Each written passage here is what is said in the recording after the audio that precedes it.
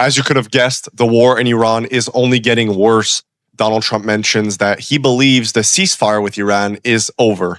Over the past months, we've seen him going back and forth with Iran, sending missiles, literally mentioning that the war is done. 2 days, 3 days later, the war is getting started again. Millions and billions of taxpayer money is getting spent on this war. Nobody ever wanted this. Nobody wants this still. And this is just an overall stupid case for a dumb war, a useless war. Yeah. And yeah. Yeah, yesterday, Donald Trump basically stated that he believes that the ceasefire with Iran is over, and it's currently going viral right now. I'll play the clip right now. Any questions? Mr. President, is the ceasefire over? Is the ceasefire done? Is the MOU dead?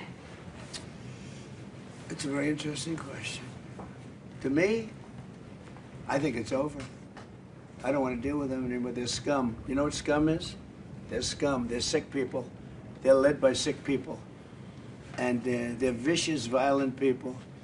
And if they had a nuclear weapon, they'd use it. As far as I'm concerned, it's over. I'll speak to our negotiators. They want to negotiate. They're good people. Steve Witkoff, Jared Kushner. But they have to come back to me. As far as I'm concerned, it's just a waste of time dealing with them. They're liars. We make a deal.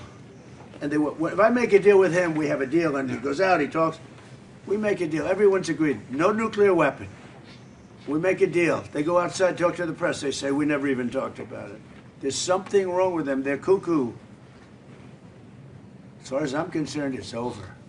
These talks won't resume after we get through the funeral proceedings. Does this mean that talks with Iran will not resume? I don't care. They can talk, but I think they're wasting their time. They're a bunch of lying guys. I do my whole life. That's all I do is deals. My whole life is that's how I became president. I guess that's a deal too, right? But I made a lot of money. I had a lot of great success, tremendous success. Everything I did, I was successful. And I deal with these guys, and I say, this is from a different school. They're liars. They're cheats. They're sick people. They've hurt their people. They killed 54,000 people as of now that were protesting. You know, when people say, how come they haven't taken over? They can't take over because they're dead. They killed them. Nobody's going to take over. They have no guns, and the other side has machine guns. And they're killing them. The press doesn't report it. But they're bad people. They're bad people. And frankly, I don't want to waste my time with them. Now, I'll let our wonderful negotiators keep talking if they want, but I don't see it. I don't like these people. You know that? I like him. I like the leaders. I think all of these leaders. Great. And they love him. I think they didn't treat the United States fairly for many years, but that's okay. But they're sane, rational, good people. Most of them. I don't like a couple of them, to be honest with you. But there are a couple I don't like much. But I like Erdogan. I'll tell you. And basically at the NATO event, he was basically saying that he will hit Iran super hard. As we know, Donald Trump loves to boast and fearmonger online that he will hit Iran and basically destroy the whole place. I could also agree that Iran's military on Twitter has been fear-mongering, also basically saying that they want to assassinate Donald Trump in public, which is horrendous. I mean, we don't want to see any president murdered in front of people in general. I'll put a clip right now. And, you know, we hit them hard last night after they launched a couple of, you don't have to know about this, you got stuff on your mind, but they launched a couple of drones and one rocket, one missile, and at ships, because they were in the strait, which they have every right to be. And so we hit them very hard last night, very, very hard. Probably hit them hard again tonight. I'll give them a little warning, we're going to hit them hard tonight. But we'll see how it all works out. No, I'm not happy with them. You know, it's like, for instance, we'll have a meeting and we'll talk about the denuclearization of Iran, because that's what the war is. It's not a war, it's really the denuclearization of Iran. And we'll have a meeting and we'll talk about just that. That's because my whole thing is not about regime change. It's not about, although I think it's regime change when you knock out the first group, the second group, and now you're I think that's maybe the ultimate regime change. Also, Nick Sorter on X said, just in following massive strikes on the regime earlier tonight, President Donald Trump says Iran called him wanting to go back to a deal. They want me to make a deal so badly. They called a little while ago. I just don't know if they're worthy of making a deal.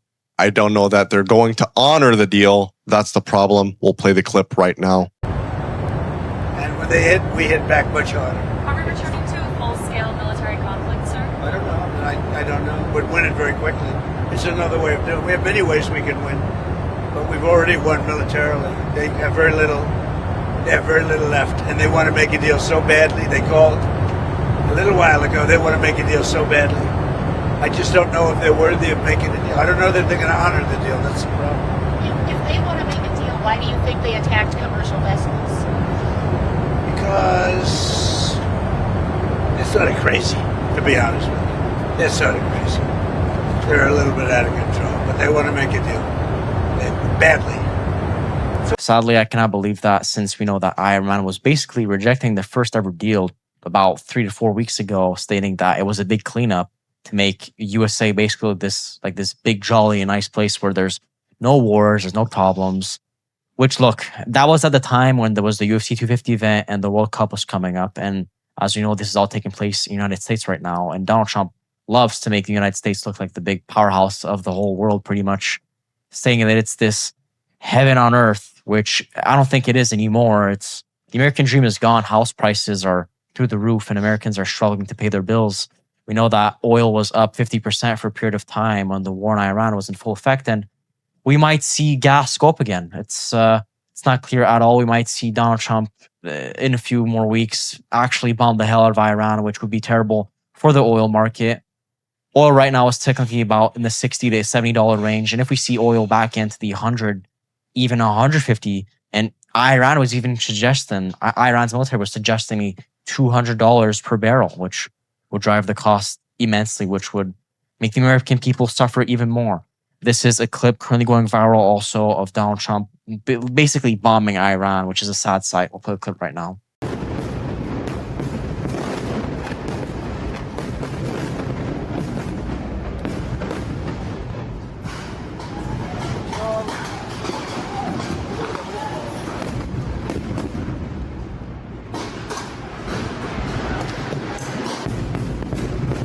Let's also not forget that Donald Trump mentioned lots of times that if he wanted to, he could end the war with Iran right now. And technically, he mentioned that Iran has nothing to fight back with. Yeah. They've apparently destroyed every single base, they have nothing, which isn't the case, because if that was true, then Iran would literally be not fighting back. And we're seeing striking, like literally back and forth from both sides. And clearly isn't true. And I think Donald Trump, this whole point, is one to prove that he has a stronger military than Iran, which we already know this, right? We know that America is one of the strongest militaries in the world. And for them to be comparing themselves to an Iranian military just for more power, for more, I don't know, for his ego, literally for his ego. We know that Donald Trump's ego is literally going through the roof day by day. He has lots and lots of projects, and like I mentioned in other videos, his main priority should be getting healthy, because we're literally not only seeing him physically, but mentally breaking down. We not only see him swelling and bruising, and people have been calling him fat and maybe having dementia possibly, and Alzheimer's and all these cases. And his latest exam had 22 different specialists. And if you ask me, it's not very clear signs that he is a healthy president. And just to top it all off, he mentioned that he's the healthiest president the United States has had over the past 100 years, which is clearly insanity, right? Just if you take JFK, for example, he was a healthier president. Sure. And let's be real here. Donald Trump has the tools to become healthier. He has literally lots of people on his team, billions of dollars. He doesn't have an excuse. Yeah, okay, he has a busy schedule, but he's a world leader, right? That's a responsibility you have to take. You don't become a world leader, then instead of become a fat person with mental issues and start raging off interviews, breaking mics, and forgetting what you're about to say, and sleeping problems, staying up till 3 a.m, tweeting about whatever he wants, AI generated images. What kind of world leader does that? Yeah.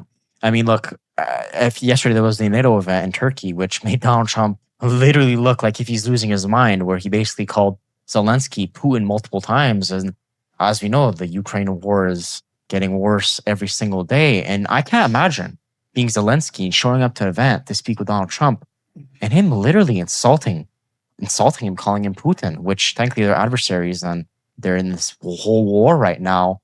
And you got to keep in mind, Donald Trump also mentioned that he says to Zelensky, would you go to Moscow while there's a war, which I can't imagine him even saying that in front of his face. I can't imagine how mad Zelensky was when the doors closed and the cameras were gone. We know that Donald Trump loves to insult people out of nowhere. Donald Trump is clearly unstable. Let me know what you think in the comments. This is outrageous. This was Matt Beerby and T Beerby from the Beerby Show. If you want to see more of our content, we have a humongous catalog of news we post every day on every single platform. If you want to see more, visit our podcast homepage. See you guys next one. No. Hit the subscribe button, like the video. We're trying to get to 1,000 followers as quickly as possible. Thank you so much for tuning in. Stay safe and take care.